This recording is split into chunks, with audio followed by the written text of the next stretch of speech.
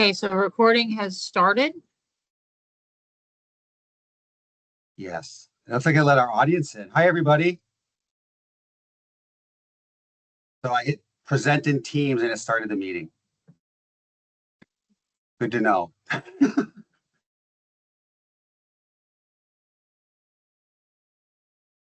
Thanks for coming, everybody. Happy New Year.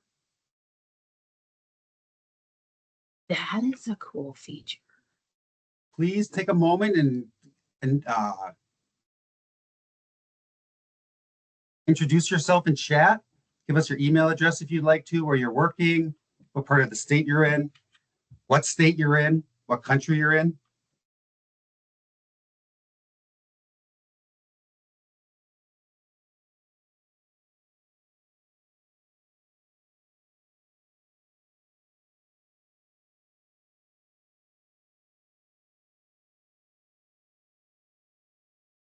Another thing I'm noticing, group, just for an alert for all the attendees here in the audience, we got an update in Teams. So we're exploring a few interesting things here the minutes before our meeting.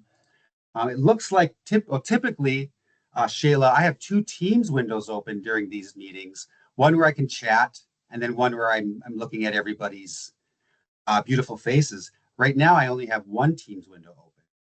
So you can click pop out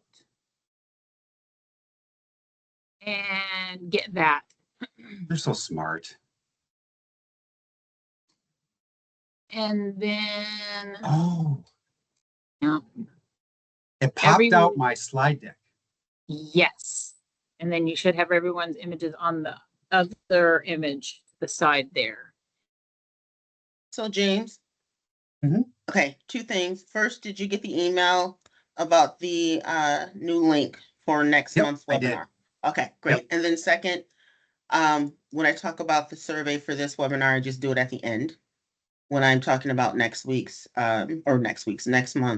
webinar, that's when I'll mention the survey for this. Yeah, you don't have to like chime in any other time. Okay, no, I just want to make sure, you know, when I'm gonna do it, so.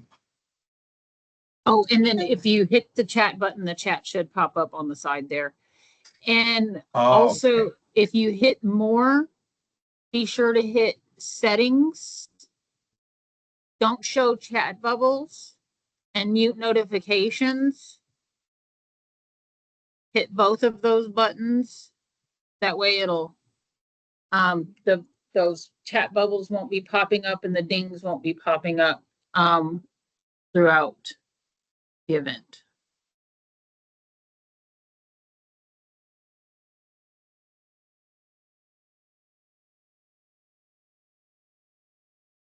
Hey, Amber, welcome to Workforce Wednesday.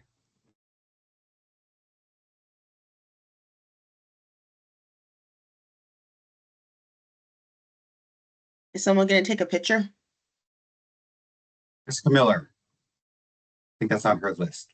Yeah, and I can, she's not here yet, so I can take that when everyone is ready. Let me close this content window. Let me scroll over back to our images. Oh, okay. Got a couple of people in the way here. And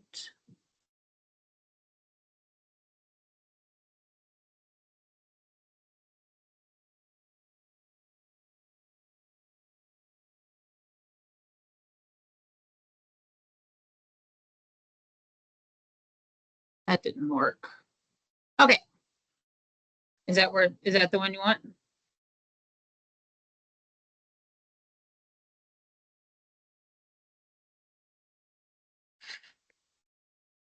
Hi, everybody. Can you hear me okay?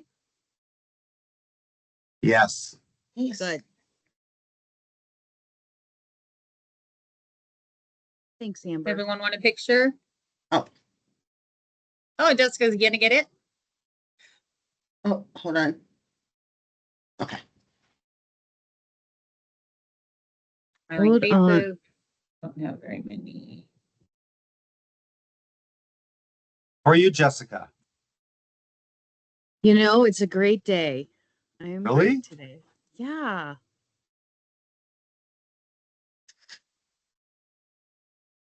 This is the day of the last battle that Crazy Horse ever fought. Really?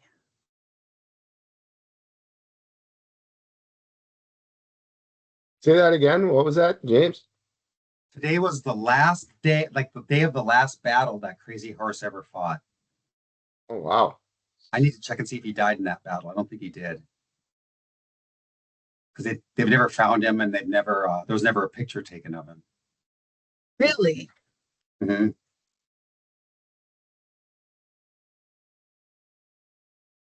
2 minutes, everybody. 2-minute warning. Great. I am having trouble doing the gallery view in order There to we do go. so. I'm working on, oh, it just was there. Jessica, we're living through the Teams changes this morning. Is Yeah, everyone, there's a lot of changes I'm noticing myself. if everyone is wants to Elvis's smile, I birthday. can try to take a picture. Jessica, Doms, I think this is also the day he got his first guitar, like when he was 11 or something. Where are you finding these facts? National Day Calendar, the website And that it's a someone from birthday. Bismarck developed. Really? I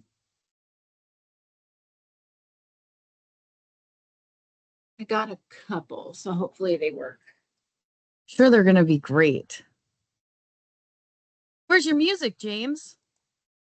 I couldn't get, if you remember last time we did this, the volume was high when I was playing it. Couldn't figure out how to control that volume. Becky and I played with it this morning, and it was just, rather than blast everybody's speakers, we figured we'd roll right into the event smoothly, Sounds good. casually.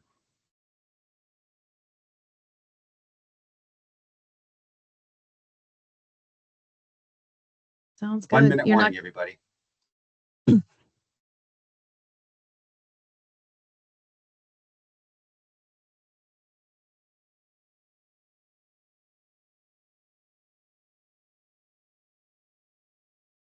We shouldn't have to change those settings, but it looks like we have to.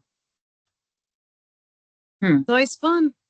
It's an adventure. It's 11 o'clock. Are we ready to get going? We are, I'm changing the settings. All right. Might get a little beeping here until then, but all right. So thank you so much for coming and being here today. Welcome to Workforce Wednesday, January 2025. Super exciting that we've hit this moment. I can't believe that we're here already in a new year, but we're so excited that you're here and we're looking forward to our conversation today.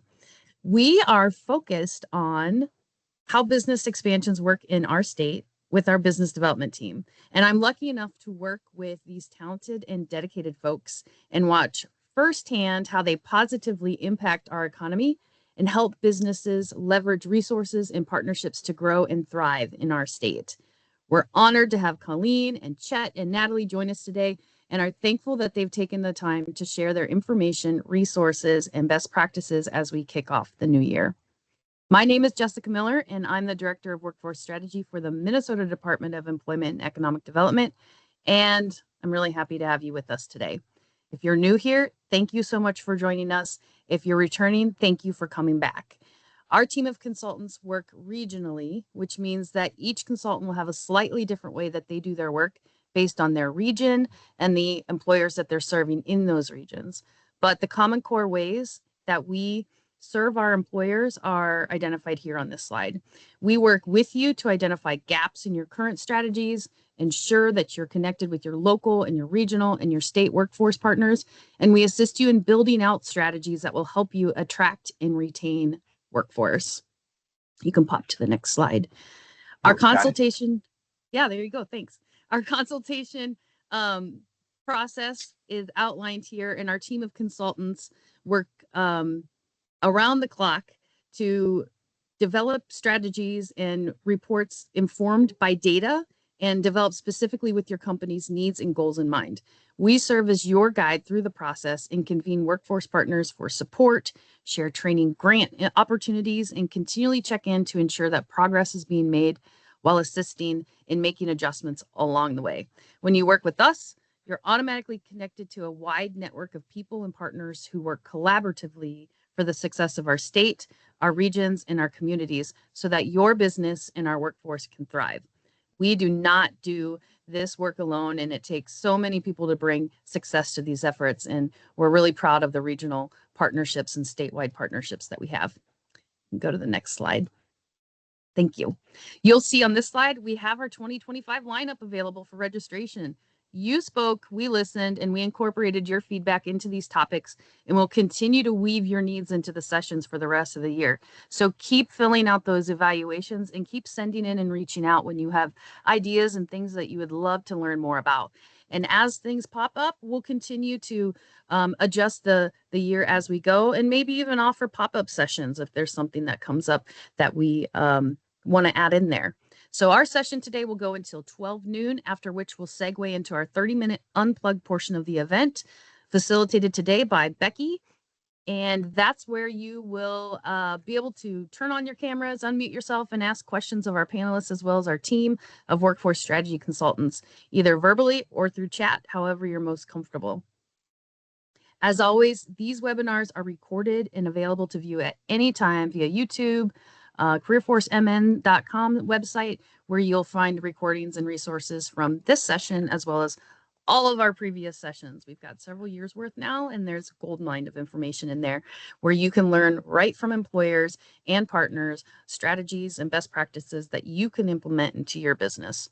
We will be absolutely utilizing our chat feature today throughout our time together. Please ask questions, answer questions, interact with each other, our guests, our consultants, partners.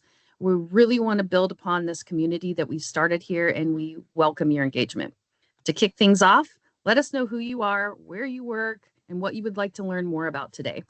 We have a packed agenda with lots of great questions and things to talk about, with speakers who've dedicated their careers to being change makers and culture shakers. And I really am excited for you to meet them. And without further ado, it's my privilege to introduce you to our Northwest-based workforce strategy consultant, Mr. James Whirlwind Soldier, who will be leading our session today.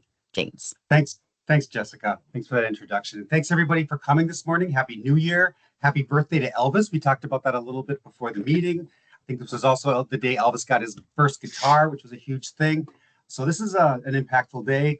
I'm really proud to be able to talk with the team, the business development team today. This is a group of individuals that I consider to be mentors and guides through a lot of the processes and opportunities that are presented through DEED and other state agencies. And there's just always so much to learn from these individuals. The Northwest Business Development Manager, Chet Bodine, I don't think I got your title right, Chet, has always been a real strong advocate for the Northwest. He understands the Northwest, and I know that the other individuals in his team have that same sort of understanding of the region. He's one of the first people I contact when I have questions, and I would just invite everybody to reach out to your regional manager and see what kind of opportunities they might have for you. So today, what are we going to talk about? So right away, we're going to talk very briefly about the products, so to speak, that the business development team brings to their regions. We're going to introduce our panelists very, very quickly. We're going to jump into that panel discussion, right? At which point, please feel free to put any questions you have in chat. After that panel discussion, we'll go ahead and go into the unplugged session, where Becky, the workforce strategy consultant for the Southeast region of Minnesota, will facilitate a conversation. And we will ask those questions that you added in chat during the panel discussion, but feel free to keep those questions close to your chest, secret, and take yourself off mute, turn on your camera, and ask those questions directly to our business development team when we get to that unplugged session. So let's jump right away into the business development in a nutshell. I am not going to be able to provide adequate information in these areas to really present what they truly do. So we'll be able to have that conversation with them. And like I mentioned, Chet is somebody that I have on speed dial for many, many, many reasons beyond these. So getting to know your business development manager in your region can be very, very effective and impactful for you. So what do? Number one, site selection process. Their work really centers on business relocation, expansion, right? And what does that do? That leads to community development. That leads to developing infrastructure in our communities, schools, all that sort of thing. We all know that there are certain businesses and industries that are the backbone of our community. It's the business development team that really supports that backbone and helps it continue to develop and grow. Incentives negotiations. Now, this can be through any number of different agencies. Again, we can talk to the team about this a little bit and get more information. Capital finance. They can help fund that expansion or relocation. So normally we have primarily workforce developers and recruiters and employers in our Workforce Wednesdays meetings. But listen to what they're saying and keep it close to yourself, because bring this to your managers. A lot of individuals and a lot of organizations might not know of some of these incentives that are available, and the business development team can help with that. Land use and environmental permitting. This can be quite an obstacle, especially for someone like me. And having a team like them to kind of walk you through what that means can be very, very helpful. And I'm talking about Chet a lot this morning, but he's the executive director of something called Minnesota Business First Stop, right? Which can really help guide you through the process of that permitting in any number of ways, so that it's less confusing. And then labor market research. As many of you know, we base what we do on data. The business development team is no different. They can help you understand what your workforce looks like, what projections for the workforce are going to be, population changes, demographic changes, and those sorts of things. Again, they're just a great wealth of information. So who are our panelists? Here they are, right here, these fine people. Natalie Sidarius, Colleen Eddy, and Chet Bodine. So Natalie Sidarius has been with Deed for 8 years as a Southeast Business Development Manager. She's the co-founder and co-chair of Southeast Minnesota Together. She has decades of experience as a private consultant and public employee in economic and community development, land use permitting, and water planning. She has taught as an adjunct professor at Winona State University, St. Mary's University, and the University of Wisconsin in La Crosse. Natalie, thank you so much for being here. Colleen Eddy. So Colleen Eddy is our Metro Business Development Manager. Colleen is committed to private enterprise. She's been committed to this for 20 years, 2 decades, through her work with the Chambers of Commerce, Economic Development, and of course with Deed. She's a champion of Explore Minnesota for Business, and she served as a business columnist for the press publications in Forest Lake. Colleen, thank you. Thank you very much for coming. I know you're all busy. And last but not least, of course, Chet. We talked about Chet a little bit here already. Chet has 11 years of experience with the Minnesota National Guard.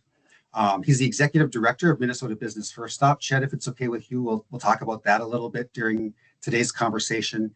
And Chet has also served as a labor market analyst and as a workforce strategy consultant. So he has served in our role previously. And again, that kind of provides with him a great deal of information and knowledge about how to kind of navigate some of these programs within the state. Thank you all for coming. We really appreciate it. Once again, if you have questions, if you're in the audience, you have questions for our panelists, please feel free to throw them into chat or save them for Unplugged. And please introduce yourself in the chat so we know who's here today. All right, so let's go ahead and get started. I'm going to stop sharing the screen.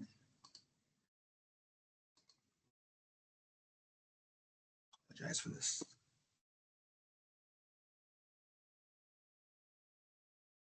Can you all see my screen? Yeah, okay. Okay, here we go. Sorry, everybody. All right. Colleen, can I ask you the first question? Sure. How do you work with the workforce strategy team? Sure. Thank you, James. Good morning. As James mentioned, I'm Colleen Eddy, and I represent the 9-county metro region. As far as how I work with the workforce strategy consulting team, I work with Ada Shewa on projects connected to businesses who are looking to increase their workforce. She also presents to various groups on the workforce strategies and programs and resources. We work together to assist businesses with their hiring needs. as this specifically relates to businesses who receive state incentives. But as business development managers, we receive calls and emails from businesses directly.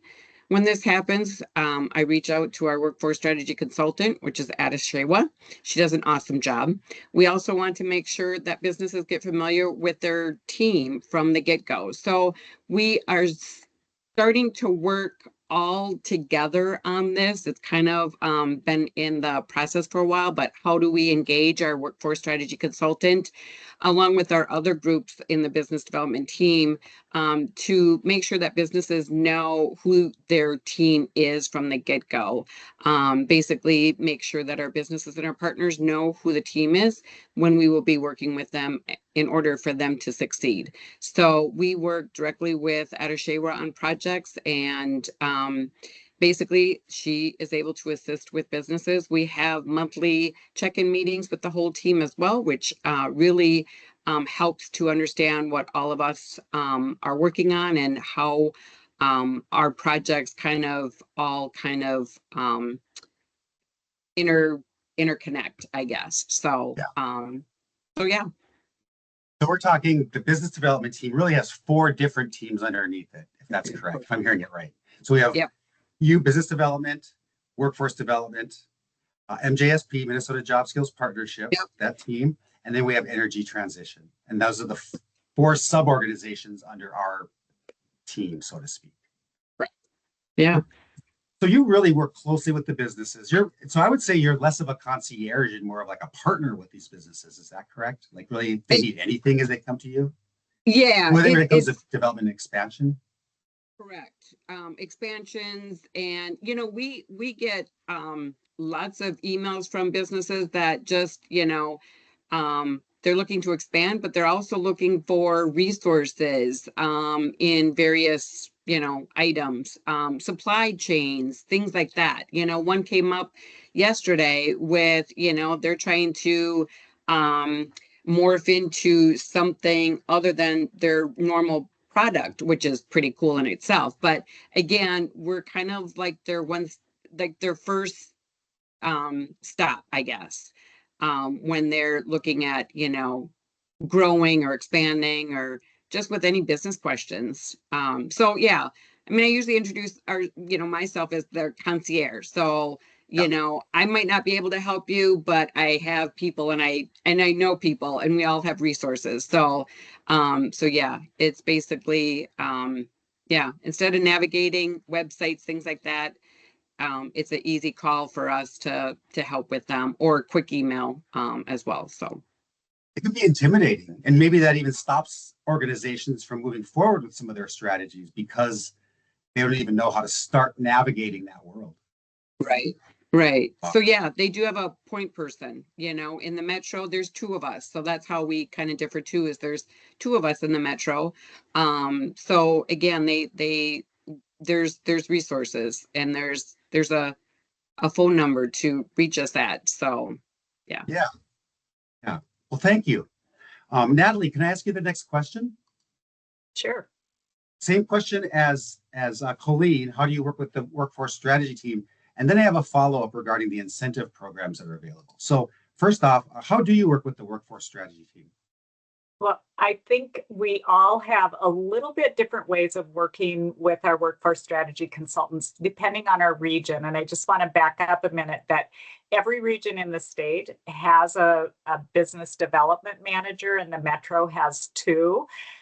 And so only 3 of us are on today, but every region, and I think Ada Shewa put the link in so that you can identify your region and who the business development manager is in that region. So take advantage of that.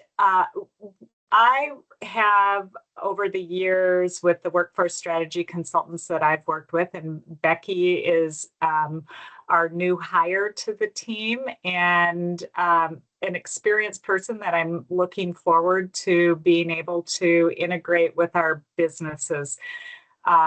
So for me, we do focus on those companies that have received Minnesota Investment Fund or Job Creation Fund awards where Minnesota has chosen to invest in those companies. And along with that, there's job creation required. So we do try and bring our workforce strategy consultants in on those projects to make sure that they're successful. And as all of you that are human resources people on the call today know, it is still challenging to hire the right people with the right skills for the jobs pretty much throughout the state and even across the nation. So having somebody to work directly, I mean, I can advise on what I'm hearing from businesses and what they're doing, but to have a workforce strategy consultant come in, actually look at what the company is doing well, some tweaks that they might want to make to maybe they're having a challenge retaining folks. And so the attraction piece of new talent is challenging if there's continual churn. So we, it's really important to bring those workforce strategy consultants in to help the company identify what the issues and where the needs are and how to attract those new employees. In addition, because my particular region has a lot of life sciences company, as people know, Rochester, Minnesota lies at the heart of the Southeast, and Mayo Clinic is the largest employer. So those healthcare professionals, and then the doctors, researchers, others, we have a lot of spinoffs from Mayo into small companies. They are startups, but some of them grow very rapidly. And it takes a very skilled workforce that is familiar with the manufacturing processes and have certifications that allows them to do lab work and manufacturing of pharmaceuticals, that type of thing. Now, not all of those spin out of Mayo. We have other companies that are doing similar work that in other communities that didn't come out of Mayo, but there is this need for life sciences workforce. So the workforce strategy consultants and Jessica Miller has been very involved over the years in trying to identify career pathways and really beef that up for the region because we see continued growth there. Interesting. And we can never underestimate the impact or the residual effect, that's maybe not the right way to say it, of the expansion and growth processes that you bring to the table and opportunities. People come into the state to work in, the healthcare fields in your area, which is, known worldwide. But they bring their spouses, they bring their children. If you have a great community, those children might want to stay, right? And then all of a sudden you have this, kind of a ripple effect coming from just that one hire, so to speak. That's really great. You mentioned earlier some of those incentive programs. Can you touch base on those incentive programs briefly?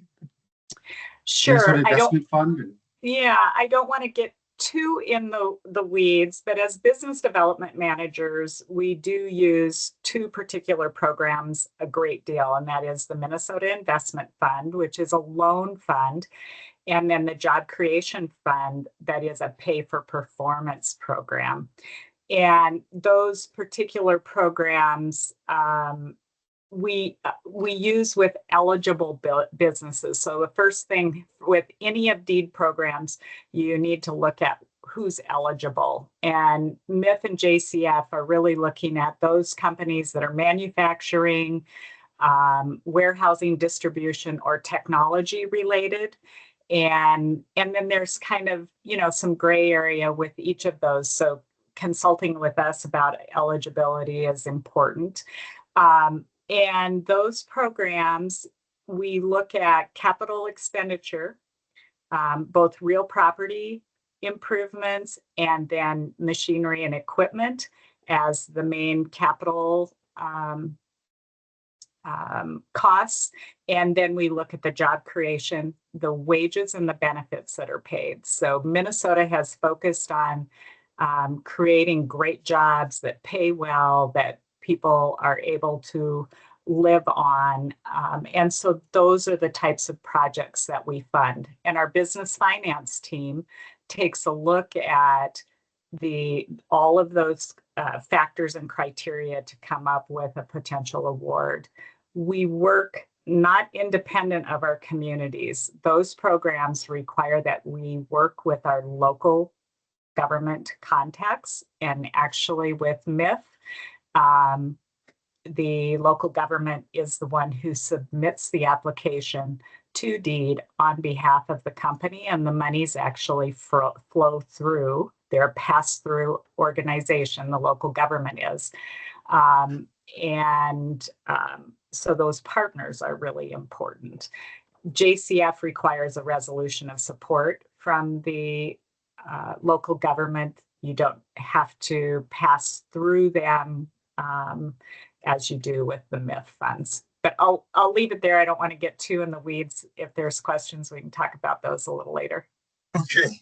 I do have a couple of questions about that, but it does sound like what I experienced with Chet, that you are connected to many different organizations and individuals and stakeholders throughout communities to support this growth. That seems very, Absolutely. So, you asked me about these MIF and JCF programs, but you do need to know that we work directly with communities as well. So we'll connect you to our community programs. Not that we manage these, but is there a childcare issue? Let us get you connected to our childcare program and to others, maybe in MDE, maybe in Health and Human Services, Department of Labor. We also have business development public infrastructure grants that help communities put in the infrastructure that's required for a business to either locate in a community or expand there. And we also have other resources from other entities. So we help the company. You had on your first slide agenda capital stack or capital financing. We use partnerships to come up with the capital stack, as we call it. Who's going to fund what portions and what are they going to have as security? And so in my region, I'll call Southern Minnesota Initiative Foundation, known as SMIF as an acronym, or CEDA, or Community Economic Development Associates, that work in many communities and also administer some of DEED's funds. We'll talk to Jeremy about what business development public infrastructure dollars are available to offset some of the costs. And maybe Minnesota Department of Ag gets involved because it's food processing, or maybe MPCA has some clean energy funds that we can use to help create this capital stack to assist businesses.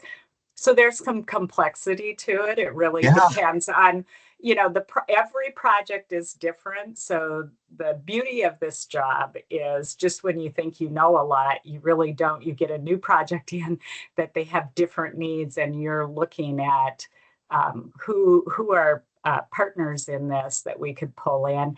I should mention too, often our utility companies are big partners in these projects. They receive USDA, often they have USDA dollars that are in revolving loan funds, and they're trying to fund economic development, and or they may give some kind of special rate on energy costs to help carry a project forward. So there's many partners in all of this. Yeah, it sounds like you're kind of I think they call them rainmakers. You bring all these gifts to. You must be like one of the business's favorite people. That sounds like a lot. And then when you look at your biography again, you look at land use planning and that sort of thing. The work, your team, the business development team, really is a guide for individuals kind of navigating this world. Would you say that's correct? It is, yes. And we work directly with our local economic development professionals. So beyond the team of state folks that we bring together, maybe we'll call our labor market analysts to provide some data. the workforce strategy consultants are pulled in. We also have skill sets with our local economic development professionals that we take advantage of as well. Cool. I'm going to ask you one question about the JCF. And that is, you said it's pay for performance, a pay for performance program. What does pay for performance program mean? So you have to expend a certain amount of money on real property improvements. And it depends on whether you're in greater Minnesota, where you only have to spend $250,000 on rural property and improvements to qualify. And in the metro, you have to spend $500,000 in real property improvements to qualify. So that's the CapEx that you have to show that you're going to meet the basic criteria.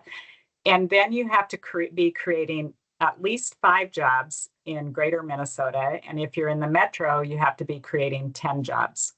And Okay. there is a pay that you have, threshold that you have to meet. And so only when you have expended the CapEx and you've created those jobs and those people have been on, do you get payment from the state.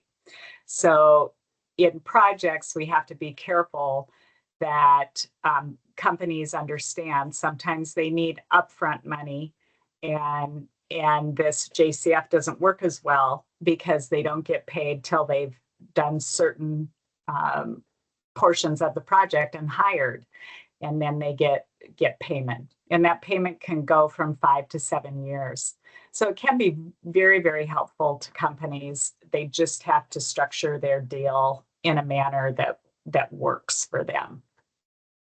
And it leads again to that residual growth, hiring 5 employees in greater Minnesota. Think about what that means for, your taxes and everything else in your community.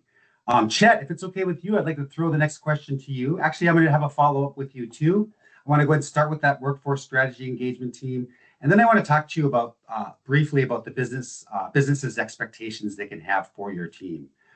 So let's start with that. Chet, how do you work with the workforce strategy team in your region in the Northwest? Yeah, I think that, James, thanks for the shout out, by the way. Yeah. And since you and I both work in Northwest Minnesota, this question really speaks to kind of our work together.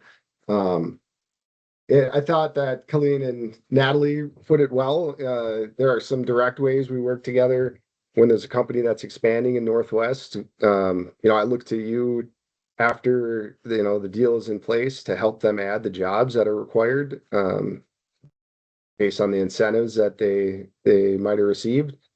And I think that's really important. That's a kind of something we've implemented in the last few years that sets us apart, I think, in Minnesota, because workforce is such a challenge. It's generally the number one challenge for businesses that are expanding, especially in greater Minnesota, is finding those workers and meeting those thresholds. And so it's something I'm always promoting with both businesses in Minnesota that are looking to expand, or businesses even outside of Minnesota that are looking to locate here. I say, once we get you set up, you're not just on your own. We have a team of people to come help you really bring in the workers needed. So I love that connection we have.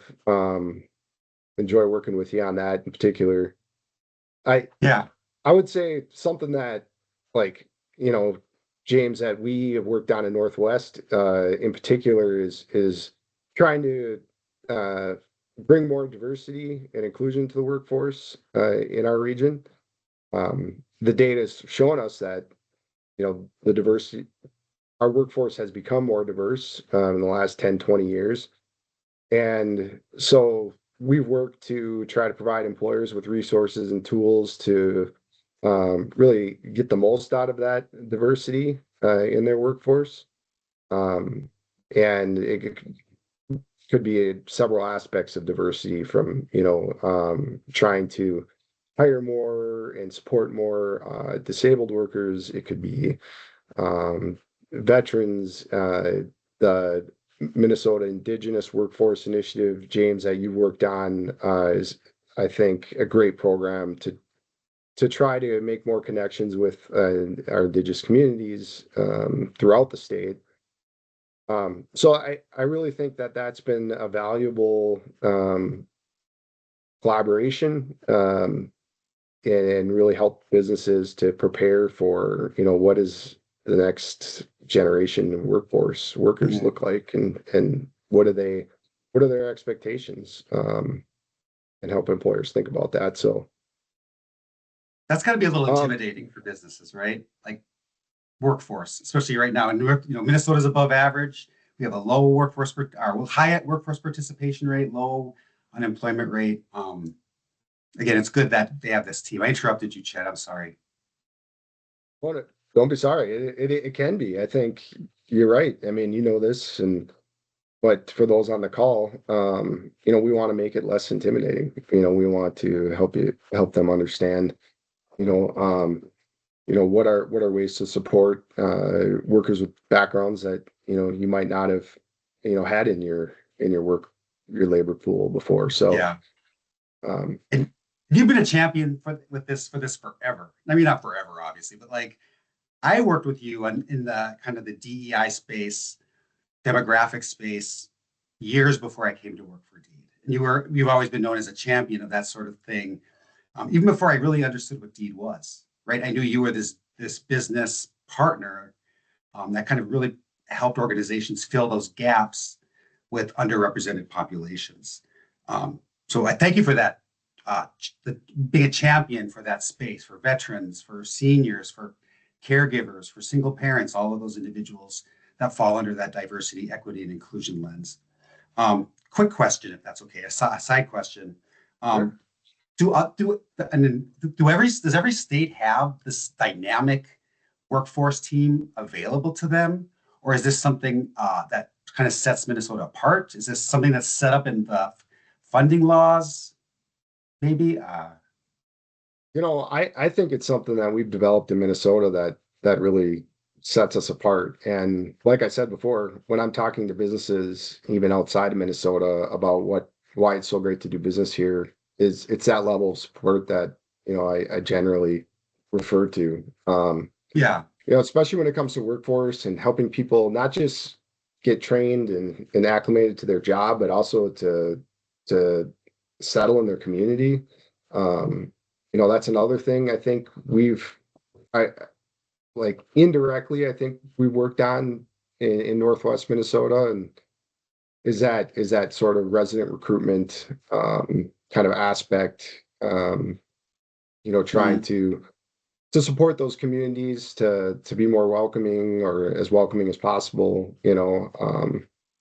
and think about, what the future looks like and that kind of thing. So Yeah, because Minnesota's above average. That's what Anthony Schaffhauser, our labor market analyst, always says. And I guess that's just another example. So a follow-up question. Oh, go ahead. Yeah. Well, I was just going to add that, we've invested a lot in Minnesota, in our people, in our workforce, and our education systems. And, sometimes, when we're out there talking to businesses, we get pushback about, Minnesota and our taxes and that kind of thing. And I'm quick to counter that. You look at our education outcomes, you look at these things that when people move to Minnesota, they generally want to stay, and we can refer to those things. And that's in this environment where workers are probably the number one challenge for businesses that are locating or expanding.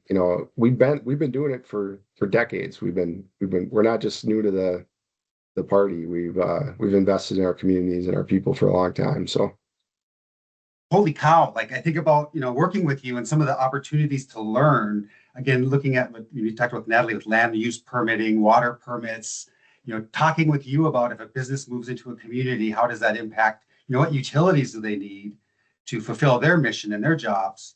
And how is the community going to support that and develop infrastructure or whatever? It's just like in that ripple effect just continues to develop and grow. And you've kind of answered this already, but I want to ask it anyway. What are the expectations that businesses can expect when working with you? Well, with our team, one thing that's really great about our team at business development is that we all live in the regions that we serve.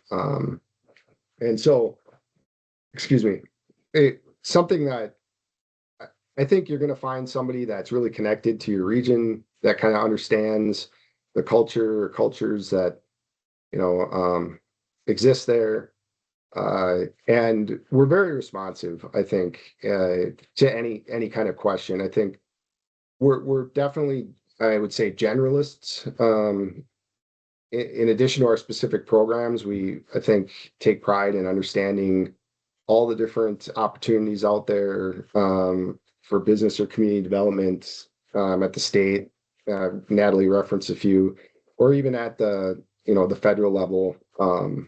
There's a lot of federal funding out there for different types of development right now. And so kind of understanding those, at least generally, so we can direct people or answer their questions. You can expect us to be responsive and help you at least find a direction, if it's not something we're going to dive into, specifically ourselves, help make that connection for you. Pull in those partners, be that concierge, be that guide. I think it'd be very intimidating, and having a friendly face to kind of move you through the process is important. You mentioned the regionality, which I love. So I'm going to throw the next question to Colleen. Colleen, is that okay with you? Sure. Awesome. In your opinion, you've 20 years working with private and public enterprise, Colleen. Thank you for that. From that time, how does business development and workforce initiatives, how do they differ from the metro compared to the greater Minnesota area? We talked briefly before about the GDP and how how the metro has much more concentrated money, I guess is what you call it. How does that metro experience impact the incentives that are available or expectations? Sure. So, basically there's two business development managers in the metro. It's a 9-county metro region that we represent. So it's much smaller and more compact than the, Natalie's region and Chet's region, where they're more spread out. So our approach is really kind of specifically to working with our partners, our greater MSP is our regional EDO, working specifically with our businesses and communities. As Natalie pointed out, our incentives basically are administered through our, communities and cities. So ours is more kind of like not a regional approach. It's more of a specific community city partnership approach. So I think that's how we kind of differ in the workforce and kind of our strategy as far as that.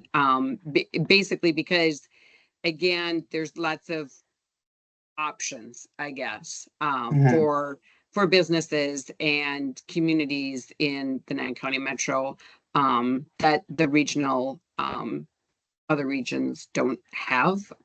Again, they're more spread out and so forth. So I think that's where we kind of, differ, is kind of our approach more than anything. It's more specific to, focused specifically on the communities and partners. James, could I jump in for just a moment? Please. So there are some programs, like I brought up the business development public infrastructure grants. And the true title of the one is Greater Minnesota Public Infrastructure Grant. So it's not available in the metro. It's only available to communities outside the metro. So that's why speaking to the consultants that, to the business managers that are in particular regions are important. And we have slightly different partners. And even within the region, we might have a partner that is very limited to a particular geographic region. For instance, I have Destination Medical Center, which is a small subset in the core of Rochester, and they're a partner, but only if businesses are going to be locating geographically there. So some of the differences, it's really project dependent, and whether they're locating metro or greater Minnesota, what programs are available to them. And And then- yeah, to that point is, so Natalie referenced the business development public infrastructure. In the metro, it's IBDPI. So the business needs to be innovative and meet that criteria. So that's another incentive. Again, there's specific incentives for the metro, you know, versus greater Minnesota and outstate. So, and even like the public infrastructure differs as well. So yeah, I'm glad Natalie brought that up. Yeah, I think with MJSP, the Minnesota Job Skills Partnership, there are also awards that are only available to Greater Minnesota as well. And Colleen, you'll have to correct me here or just clarify for me. Another difference I think exists is that I know in Greater Minnesota, our partners there might just be one partner that we can work with for a specific, economic development need. But in the metro, you have similar partners that overlap. Is that true? And you have to kind of like, there's more Yeah. available, or because of the regionality? Yeah, so we do have, one regional EDO, and that's Greater MSP. So we partner a lot with them. It's specific, kind of industry specific. We partner with Medical Alley. They're a state organization, but for any health or medical device or life sciences, things like that in the metro, we reach out to Medical Alley. They are a great resource. Again, member-driven organization and statewide. But we work with the trade office, which all of us do as well. But specific industries, I think we have different partners, but Greater MSP has been a great resource to help communities and businesses. They have just a different approach and they have more resources. They have MBold, which really was instrumental in a plastic recycling industry focused in Rogers. So again, MBold is through Greater MSP. Again, so they have different resources and opportunities as well that they bring to the table. But again, industry driven, we basically partner a lot with Medical Alley. We'll bring them in on certain items as well. So This whole conversation reminds me of like those detective shows on TV with the board and the pictures with the string. Like there's so many different resources and teams and partners available that, again, the business development manager is really your guide through that maze to get you to find that sweet spot that's really going to push your organization forward. It sounds like. Right. Yeah. And again, I'll echo what Chet stated is all of us live within our region. So again, we know our region, we know our partners, we know we have, built those relationships. So Yeah. And that's a crucial piece to it all as well. So yeah, and that residual impact of what you do is just as important, right? You want to bring people into the big manufacturers or the big healthcare organizations to make the big bucks, but that's going to keep that ice cream shop open, and that's going to keep that record store open, and all that great stuff. Again, that regionality conversation piece I think is very important here. And speaking of which, Natalie, can I ask you the next question? Sure. We talked briefly about Southeast Minnesota Together, and I know you had a big impact on that. Could you speak to that a little bit? Tell us what that is. Well, it started because of workforce issues 10 years ago. And we were very fortunate. Sheila Cascaden co-chairs with me, former state senator and now former Olmsted County commissioner. But she was part of this just as a concerned community member. And we received a Southern Minnesota Initiative Foundation grant of over $80,000, which was matched by business and counties and cities to take on the workforce issue and what was the most relevant topics. We ended up focusing, and not all of it stayed with Southeast Minnesota Together, but 10 years ago, childcare was an issue, housing was an issue, transportation an issue. All of the things we're still talking about were issues. Yeah. What we are focused on at the moment is we have a transit management organization legislative approach, special appropriation to do a study on potential transit management organization and how we can tie the region together through transportation systems. And that grant, the work, the outreach is all being done right now, finishing up this year, mid-year. In addition, we have a housing team that it has been putting on programming, drawing resources together, does a bus tour across the region to various communities each year. And so basically a group of volunteers that work on these issues. We also, you had talked about welcoming communities. We have a welcoming and inclusive community group. And interestingly there, I think we started that group thinking that diversity, equity, and inclusion was, really diversity issues were the big piece. But what we have found is that newcomers in general to small towns, no matter their race, religion, creed, they have a hard time. And people are very friendly when they first arrive in terms of, they're friendly people, but then breaking into a culture where friend groups are already established, that type of thing, it doesn't necessarily matter who you are. It can be a challenge in small towns. So and then there is a change in our population, and we do have a more diverse group of people that have joined many of our communities. And so there are some issues around how are newcomers of color accepted, how do they become part of the community, that type of thing. And so we have a number of communities that have worked very diligently to make change.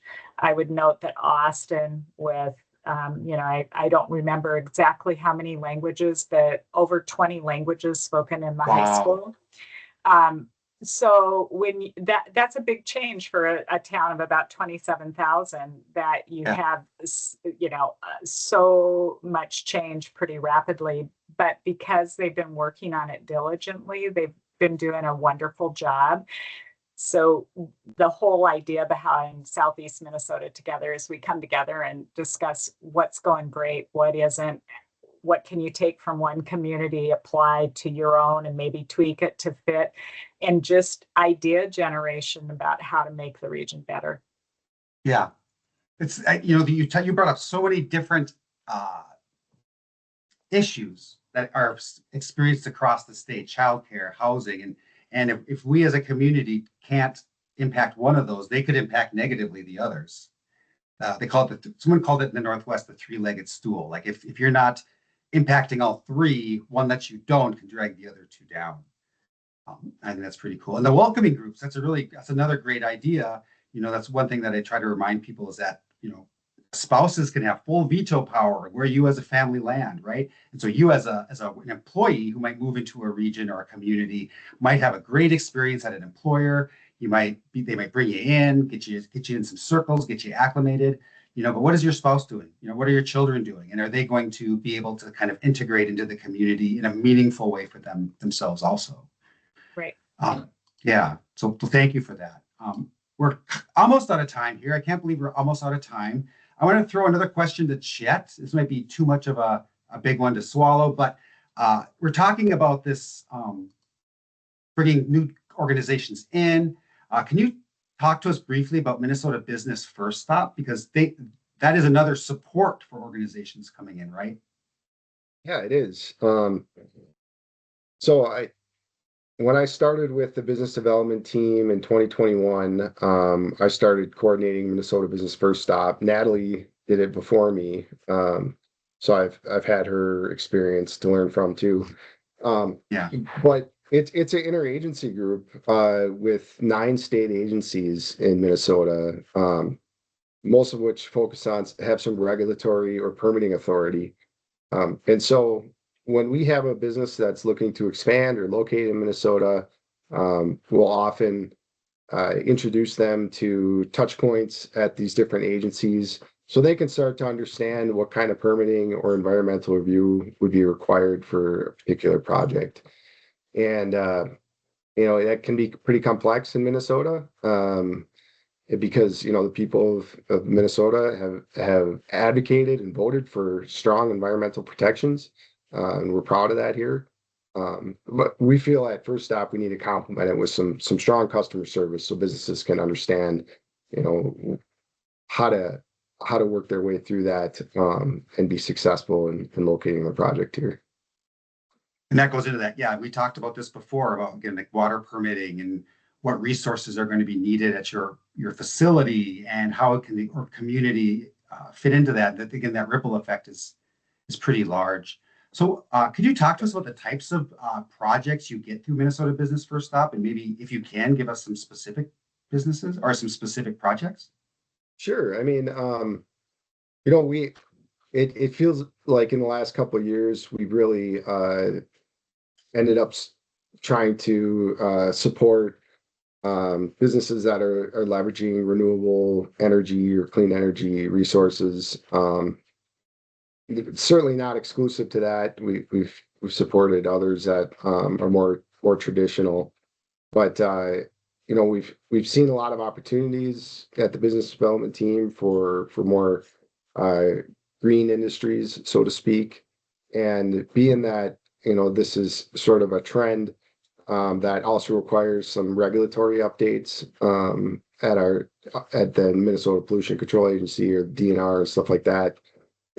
We've tended to work with our partner agencies on how do we make sure there's a clear permitting pathway, for some of these green industries or decarbonized industries. But there's been all kinds of different projects that have come to First Stop. We've helped try to improve permitting for broadband, so that as the broadband money comes in from the federal agencies or through our state broadband grants, we have enough permitting bandwidth, right, to handle all the applications. It's great to have all this state and federal money, but if we don't have the staff, to issue the permits, things stall, right? And we're not getting broadband to every corner of the state like we want to. And so just an example of how we need to kind of work behind the scenes to make sure that we have the sort of the muscle here to make sure that these programs are administered and the money and the resources get to where they need to go. Yeah, and the right partners and all that good stuff. James, could I jump in again? No, just kidding. Go ahead. The other piece is that it's a wonderful tool for we that are in the field working with businesses to utilize. So sometimes examples are helpful. We've had permits that perhaps were not moving through. The business couldn't figure out what was going on, why they weren't getting their permit. And because the agencies meet regularly and the commissioners meet regularly with the staff, you're able to contact Chet and say, hey, can you reach out and find out what's going on so we can feed back to the business what the issue is, and or have a call where the business is on with the staff from, say, MPCA or DNR, whoever it is that needs to make a determination and explain what needs to be done to move things forward. And, as we all know, communication sometimes is challenging. Then when you're working with language and people and multiple people, sometimes there's consultants involved. There's the business, it gets complex and there's lots of room for miscommunication. So I've found over the years that it's very helpful there. My first question that I sent to Minnesota Business First Stop when I first started was a business called and they were having this big issue with a state agency over weights and a scale. And it's like, I know nothing about that, but through Minnesota Business First Start, when Kari Hall was there, I just reached out to Kari, and within 2 hours, we knew exactly the person they needed to talk to, connected them, and within by the end of the day, they had it resolved. So that's, Wow. it's a challenge to navigate state agencies. There's lots of helpful people, but unless you can get to the right person, you can't always figure out what needs to be done. And so First Stop has been very helpful to me, just through those types of situations where we can reach into other agencies and find the right people, because Chet meets with those folks regularly and has relationships. And even it may not be their area of expertise, but they know within their agency who needs to address that. And we have a name, Exactly. email, and phone number. Amazing. I see that mystery, or that, detective show map on the wall with the pictures and the string, and again, just having a business development individual that can help us navigate that world, I think is really great. Well, thank you, panelists. This is really, really great that you were able to join us today. I'm going to share my screen again here briefly.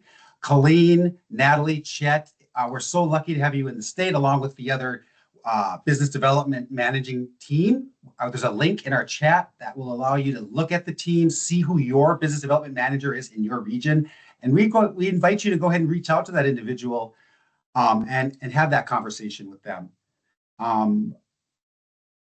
Before we kick it over to Adeshewa to talk about next month's Workforce Wednesday, we wanted to talk briefly about the Transformative Career Pathway Diversity and Inclusion for Small Employers Competitive Grant Program.